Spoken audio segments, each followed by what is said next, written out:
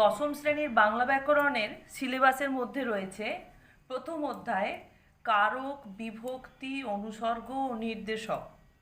এখানে প্রত্যেকটা টপিক্সের ওপরে তোমাদের ডেফিনেশান জানতে হবে এবং উদাহরণ অতি অবশ্যই জানতে হবে। এরপর এর যে বিভাজন রয়েছে কারকের, সেগুলো তারও আবার এক একটা কারকের ওপর নানান উপবিভাগ রয়েছে, সেগুলো আমাদের ডিটেলস ভালো করে পড়তে হবে।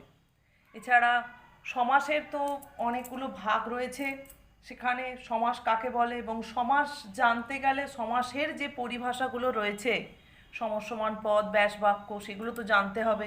উদাহরণসহ যে কোনো একটা উদাহরণ দিয়ে আমাদের বুঝে রাখতে হবে যে সেই উদাহরণটির কোন অংশটিকে কি ভাষায় চিহ্নিত করা, কোন পরিভাষায় পরিগণিত করা হয় বা চিহ্নিত করা হয়। আর বাক্যর ক্ষেত্রে বাক্যের দুটো দিক রয়েছে, একটা হচ্ছে গঠনগত দিক আর একটা অর্থগত দিক। তা গঠনগত দিক থেকে বাক্যের শ্রেণীবিভাগ বা তাদের কাকে বলে তার উদাহরণ সহ জেনে রাখা, আর অর্থগত দিক থেকেও ঠিক তাই। আর বাক্যের ক্ষেত্রে থাকে কি না, বাক্য পরিবর্তন করতে হয় গঠনগত দিক থেকে, আর অর্থগত দিক থেকেও বাক্যের পরিবর্তন বা রূপান্তর থাকে। আর বাচ্যের যে ভাগগুলো, বাচ্য কাকে বলে সেগুলো উদাহরণসহ আমাদের জানতে হবে। আর বাচ্যের পরিবর্তন, কর্তৃবাচ্য থেকে কর্মবাচ্য, কর্মবাচ্য থেকে কর্তৃবাচ্য, এই ধরনের যে পরিবর্তনগুলো আমাদের সিলেবাসের অন্তর্ভুক্ত রয়েছে। দেখো, এখানে তোমাদের এই দশম শ্রেণীর পুরো সিলেবাসের ওপরেই বেশ কিছু ছোট প্রশ্ন আলোচনা করছি ধারাবাহিকভাবে। অনেকগুলো ভিডিওতেই কিন্তু তোমাদের রিভিশন চলছে এখন 24 সালে যারা মাধ্যমিক দিতে যাচ্ছ। দেখো, আজকে 1 নম্বর প্রশ্ন দেখো, বাংলা ব্যাকরণে অকারক পদের সংখ্যা কটি? না, দুটি। কি কি বলতো? সম্বন্ধ পদ আর সম্বোধন পদ। 2 নম্বর, কোন সমাসের ব্যাসবাক্য হয় না? নিত্য সমাসের ব্যাসবাক্য হয় না। বা ধরো যদি এইটাতে থাকে যে কোন সমাসের ব্যাসবাক্য এবং সমস্ত পদ দুটি একই, না সেক্ষেত্রেও হবে নিত্য সমাস। 3 দাগে বনে থাকে, দেখো পূর্ণচ্ছেদও দিইনি, এটা কিন্তু একটা কমপ্লিট বাক্যও নয়। তা এটি বাক্য গঠনের কোন শর্তকে পূরণ করছে না? এটি আকাঙ্ক্ষা শর্তকে পূরণ করছে না। যদি থাকতো বনে থাকে বাঘ, বনে থাকে ভাল্লুক, কিছু একটা পদ দিয়ে বাক্যের অর্থটাকে পূর্ণতা প্রদান করা হতো, তখন কিন্তু আমরা এখানে আকাঙ্ক্ষা শর্ত পূরিত হয়েছে বা সব ধরনেরই শর্ত সেখানে পূরিত হবে একটা যথার্থ বাক্যের মধ্যে।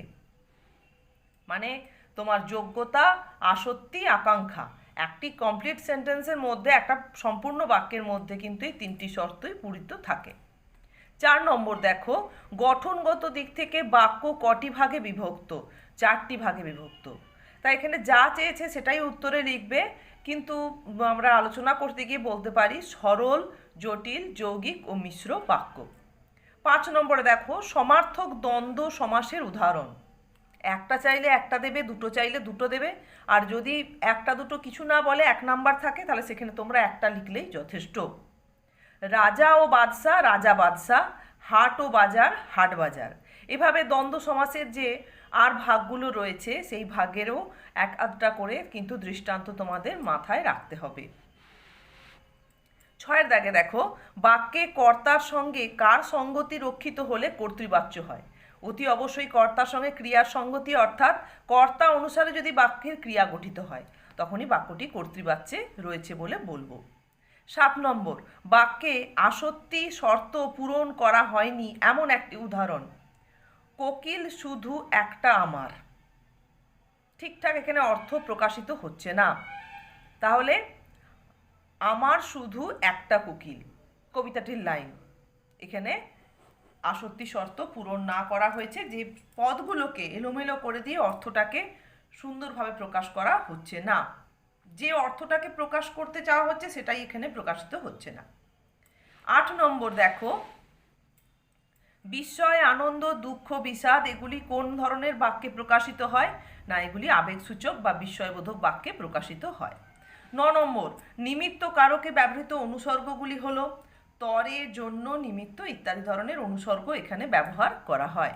তা এভাবেও কিন্তু ধরো বলা হলো করণ কারকের বা অধিকরণ কারকের অনুসর্গগুলি বললে কিন্তু তার, যেমন অধিকরণ কারকের ক্ষেত্রে অনুসর্গ মধ্যে, ভেতরে, অভ্যন্তরে, অপাদানের ক্ষেত্রে হইতে, থেকে, চেয়ে, অপেক্ষা, এভাবে কিন্তু যে যে কারকে যে যে অনুসর্গগুলি ব্যবহৃত হয় সেগুলোও আমাদের মনে রাখতে হবে।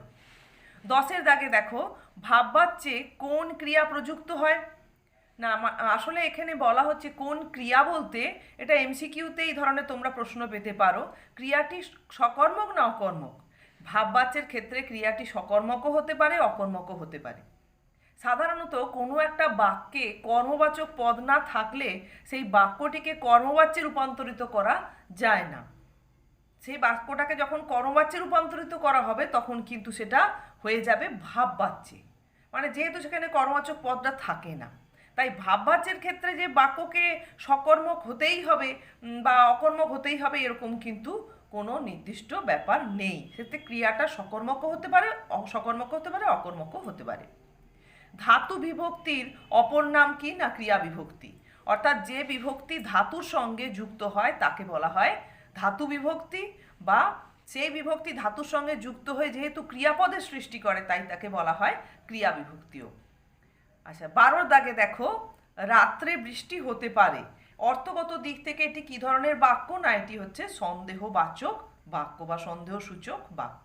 না হয় হতে পারে, এই অংশটাই প্রকাশ করে দিচ্ছে যে কোনো সুনির্দিষ্টভাবে তথ্য উপস্থাপন করা হচ্ছে না।